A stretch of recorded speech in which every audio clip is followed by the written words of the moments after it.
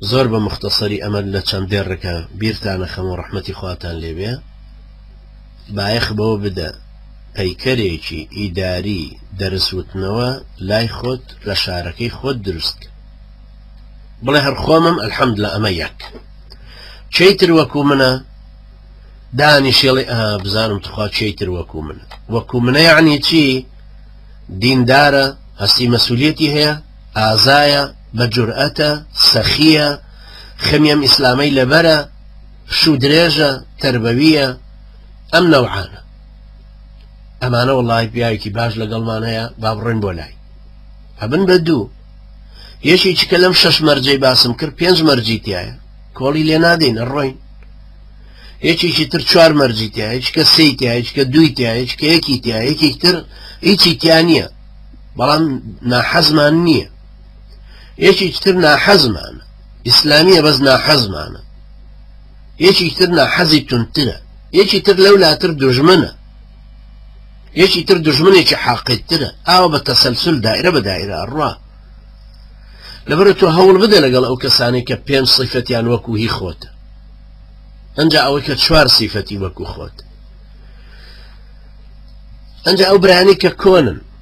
جا عادەتەن هەندێک برا هەیەڵە کاکە ئەو کابرایە پێشمەرگەی بزوتنەوەی ئیسلامیش وە کەچی ئێستا بە شۆفڵیش ناچوو تۆ بایەخ بەوە مەدە بڵێ وەڵا کۆنەیە تازەیە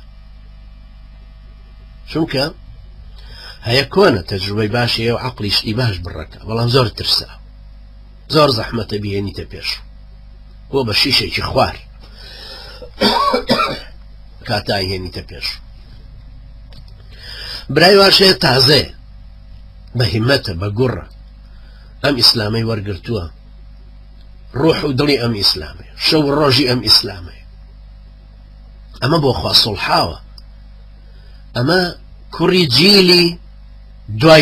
دوای احتلال لەبەر ئەم جیلەش پێویستی بەوەیە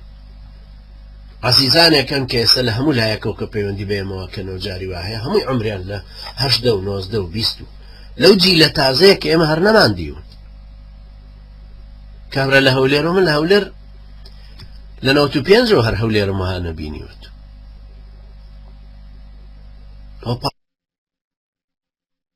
15 ساڵە من هەر لێشی دوور بسێنێ پەیوەندیە کاتەوە چۆن بکەین چی بکەین تەمەنیشی کەمان ئەوە لەو زەمانەیەکەوە من لەوێ بووم ئەو تەمەنی 3-4 ساڵ بووە بۆیە ئەڵێم برایانی عەزیزی من مەسئولیەتی خوا خستوێتی بەردەستمان هەڵیشی گرتوین بۆ ئەم ڕۆژە حتمما هەڵمانەگرێ بۆ وەختێکی تری باشتر کە قازانجی دینەکەمانی تیابێ ئینشاءڵڵا لەبەرەوە زۆر ضروریە ئێحتیمام بە خۆمان زۆر بدەین زۆر ضروریە ئەم ڕیزبەندیە بۆ خۆمان دروستکەین ڕەحمەتی خواتان لێ ئەو برا بە ڕێزە بدەنێ چونکە ترەوە بەرەو ئەوە ڕووی مانگی 4 دێتە پێشێ ئەنجا 3 ترمان ماوە مانگەکان تەواوی ترەبێ بە کامیلەن ئەبێت لە 100 کەسەکە مطمئنم کەنەوە کە ئەم 100 کەسە لە 2011ەوە دەوراتێکی ڕێک و پێک و مەعهەدێکی کادریان بۆ بکەمەوە بە پشتیوانی خوای گەورە چۆن کوردستان ئاڕاستەکەین چۆن ئەفکارمانەگەێنینەوە لەبەرەوە زەروریە لەناو خۆمانە و کتێبانە پیاکەین ئێحتیمامی پێ بدەین وردە پارەیەکیش کە دەستانەکەوە داینن لە دەغیلەیەکە بیخەنە سەر بەیتولمال پارەیەک کە الحەمدولە بەدەستانەوە هەیە خوای گەورە ئیمتیحانتانەکە تەجروبەتانەکە زەخیرەی قیامەتی خۆتانی بۆ دانێن مەڵێکەمە نیو پاوەنێکت بەدەستەوەیە یۆرۆیەکت پێیە 10 کڕۆنت پێیە مەڵێکەمە مەڵێژە ئەمە بۆ کتێبدان بۆ کتێب نووسین چیەکە ئەمە هەمووی پاراک هەموو شتێکەکە باشە گەرمتمان ئەو جەستانە هاتنە دی لە بەریتانیا 3 جەستە 325 کەس 325 کەس ئەگەریەکی 1 پاوەندانێ ئەکاتە 3000 و ئەوەندە هەموو مانگێ 3000 و ئەوەندە پاوەنەکە لەبەرەو کتێبەکان بۆ خۆی بە تەبیعەتی حاڵ چاپە بن بەردەوە مەزدەری سەقافی خۆمان ئەنجا متابعکردنی ئیش و کارمە لەبەرەوە هیوادارم برانی بەڕێز ئەو مژدە خۆشم لە ماوەی ئەم 1-2 مانگەدا بدەنێ ئینشاءڵڵا تا مانگی 6 کە 21 مؤتەمەری ژوورەکەیە مەشغوڵە بین هەمووی بەوە بەڵام تاکو پێش ئەو تاریخە تا 15 آخر موعیدی ئەو برا عەزیزانە هەر یەکە لە شاری خۆی و لار شارەکە تەبەنەوە بە نمونە بۆ بەریتانیا هێنایە کابرا لە تورکۆی لە فنلەندا یان لە ئاخنە لە ئەڵمانیا یان لە هەر شارێکە لە هەر جێگا و ڕێگایەکە کە هەیە بیر بکاتەوە بزانە چۆن کاروباری خۆی تەرتیبە چ کتێبێکی پێوە دابنیشن دەرسەکان تەرتیب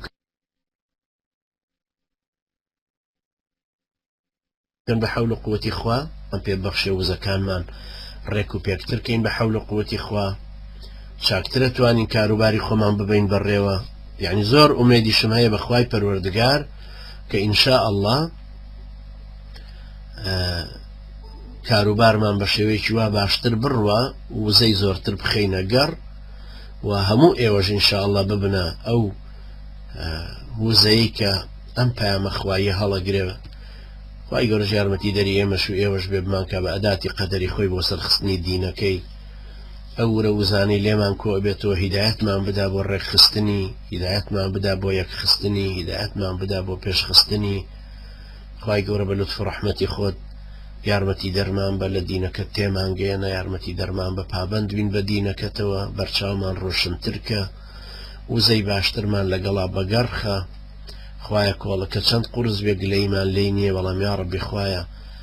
شانێکی ئەستورمان بدەرێ و شوویەکی درێژ و هیمەتێکی بەرزمان بدەرێ بۆی بتوانین ئەم دینەی خۆت هەڵگرین لەم زەمەنی غوربەتەیە لە غوربەتی غوربەتە هەم لە وڵاتی کافرانەیە هەم لە ئەم غوربەتەی ناو کوردەواریە یا ڕەبی خوای بمان کە بە ئەداتی قەدەری خۆت کە دوژمنان پێ ڕسوا ببێ و دۆستانی ئەم دینەشت